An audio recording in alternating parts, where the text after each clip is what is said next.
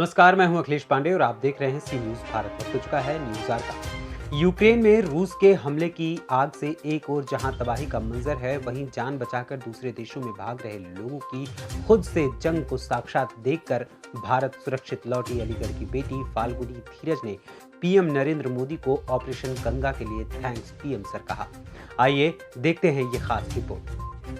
बता दें कि पिछले 5 दिनों से रूसी सेना के यूक्रेन में आक्रमण के भयावह मंजर को देख चुकी एमबीबीएस की छात्रा फाल्गुनी धीरज करीब 48 घंटों का लंबा सफर तय कर सोमवार को अलीगढ़ सुरक्षित घर वापस आ गई। इस सफर में हवाई हमलों का डर, बॉर्डर पर 9 से 10 किलोमीटर लंबा जाम, बॉर्डर पर हाड़ कपाने वाली -7 डिग्री का टेम्परेचर, ऑक्सीजन की कमी से नाक व मुंह से निकलते खून और उसके बाद रोमानिया बॉर्डर में एयरलिफ्ट से अपने देश भारत वापस आने की खुशी का सफर शामिल है।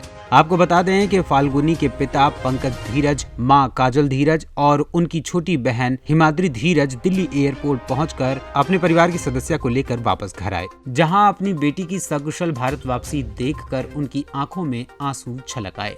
अपनी कंट्रीज वापस आ सकें, क्योंकि इतने कम टाइम में भी हमको आने का मौका मिला। गवर्नमेंट इतना अच्छा अरेंजमेंट किया खाने का, क्योंकि बॉर्डर के बाद जाके हम लोग को जो सारे सपोर्टिंग मिली, खाना मिला, पानी मिला, इंडियन गवर्नमेंट में इसका बहुत बड़ा हाथ है।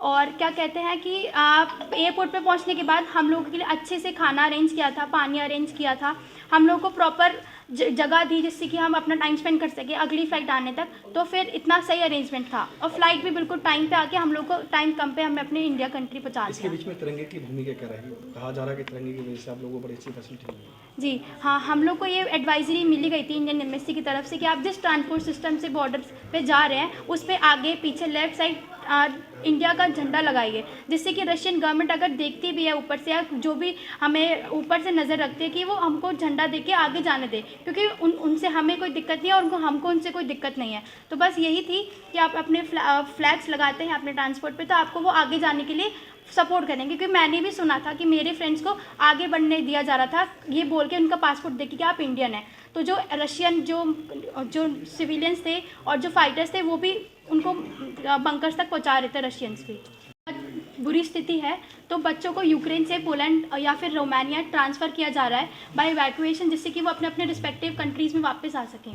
तो हम लोग अपनी रिस्पेक्टिव कंट्री से सिटी से यूक्रेन की हम लोग बस से ट्रेवल किया था रोमानिया और पोलैंड के बॉर्डर्स पे। वहाँ इतनी डिफ़िकल्ट सिचुएशन बन गई थी कि इतनी भीड़ हो चुकी थी कि बच्चे दब रहे थे, सफोकेट हो रहे थे और मेरी तो हालत ऐसी हो गई थी कि पानी ना मिलने की वजह से मेरे मुंह से, मेरी नाक से ब्लीडिंग शुरू हो गई थी।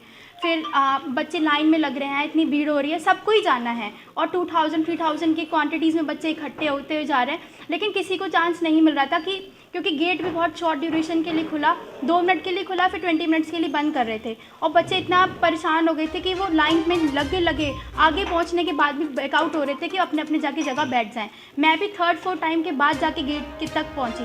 मतलब तब इतनी सिचुएशन बन गई थी कि हमने उम्मीद ही छोड़ दी थी कि हम अपने देश वापस जा पाएंगे कि नहीं, क्योंकि खाना थोड़ा था, पानी कम था और बच्चे इतने बढ़ते जा रहे थे, क्योंकि जो बच्चे पहले थे उनके साथ और कंट्रीज़ के बच्चे भी ऐड ऑन होते जा रहे थे। मतलब जितने बच्चे बाहर जा रहे थे उसके रेशियो से ज़्यादा बच्चे और आ रहे थे, जिससे कि जो पॉपुलेशन थी और जो सफोकेशन ऑफ एरिया था वो बढ़ता जा रहा था। अब मैं ये बोलना चाहूँगी जो बच्चे अभी भी फंसे हुए हैं वो अपनी हिम्मत ना हारें, क्योंकि मैंने भी तीसरी चौथी बार सोच लिया था कि अब लाइन से नहीं निकलना है, क्योंकि निकल गए तो फिर पता नहीं हम लोग कब वापस जाएंगे। तो बस मैं यही बोल लूँगी कि जो बच्चे अभी भी शेल्टर में हैं या फिर जो अभी भी बॉर्डर पे हैं वो अपनी उम्मीद ना छोड़े। आप ठीक है, समझती हूँ पानी और खाने की कमी है, लेकिन भगवान पे भरोसा कर दिए और लाइन में लगे रहिए, क्योंकि अगर नहीं रहेंगे तो फिर नहीं पहुँच पाएंगे। मंजर कैसा था? बहुत डरावना था मंजर। बस जी, मतलब एज आ दो पल के लिए तो मुझे ऐसा लगा था कि हम ही इंडियन आर्मी है, हम ही आर्मी कंटिजेंट है जो इतनी टफ सिचुएशन से गुजर रहे हैं, क्योंकि ठंड थी, ना शेल्टर था सही सा, ना ब्लैंकेट था ओढ़ने के लिए। हमने भी 4-5 घंटे ठंड में बिताए, वो भी रात के 12:30 बजे। आप लोग जानते हैं यूक्रेन में माइनस में टेम्परेचर रहता है, तो बहुत टफ सिचुएशन हो गई थी। अलीगढ़ से सी न्यूज संवाददाता संजीव शर्मा की रिपोर्ट। फिलहाल के लिए इस खबर में इतना ही। देश दुनिया की तमाम खबरों के लिए देखते रहें सी न्यूज भारत। हर खबर आपके साथ, आपके हाथ।